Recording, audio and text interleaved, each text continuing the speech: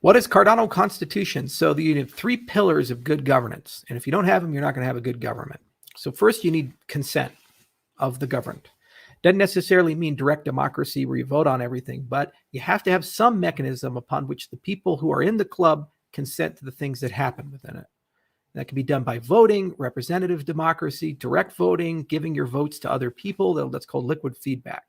So in SIP 1694, we have a whole system of liquid feedback that's inspired by the delegated representative system that we came up with Catalyst, and what we in turn took from the liquid democracy crowd.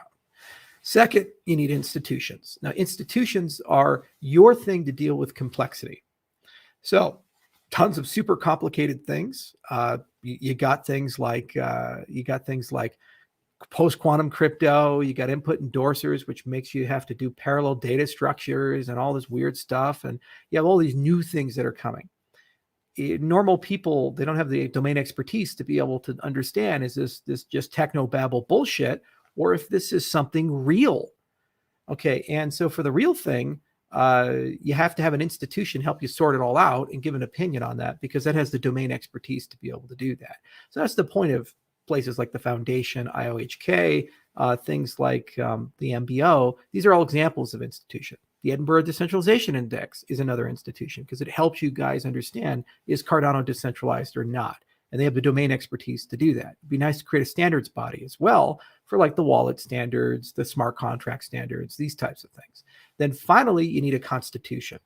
And the constitution is something there to protect you when there are times of mob rule and instability.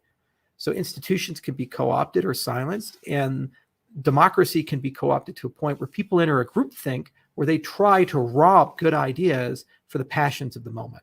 To remove your freedom of speech, to remove your guns, to all these things. Look at Canada, for example. It's almost completely banning all the weapons because they don't have a constitution that protects it. And I guarantee in America, we don't get completely rid of freedom of religion and freedom of speech had that not been in the Bill of Rights. So the point of a constitution is to protect things that you signed up for that you think are always going to be true. So an example could be the monetary policy of Cardano. Like Bitcoin, Cardano has a deflationary monetary policy. There will only ever be 45 billion ADA. Technically, with a governance system, you could change that. So a constitution would be an example of something that could preserve and protect that and override the whims and wills of the mob. That said, you have within the whims and the wills of the mob, if there's enough desire over a long enough period of time with enough consent, you can update and modernize a constitution. But it's hard. And it has to be a really important thing. So the balance of those three things, the health of your institutions and the quantity and quality of them, the mechanisms of consent, and the constitution itself, if you have those aligned, you have a government. And that is what we're seeking in Volt.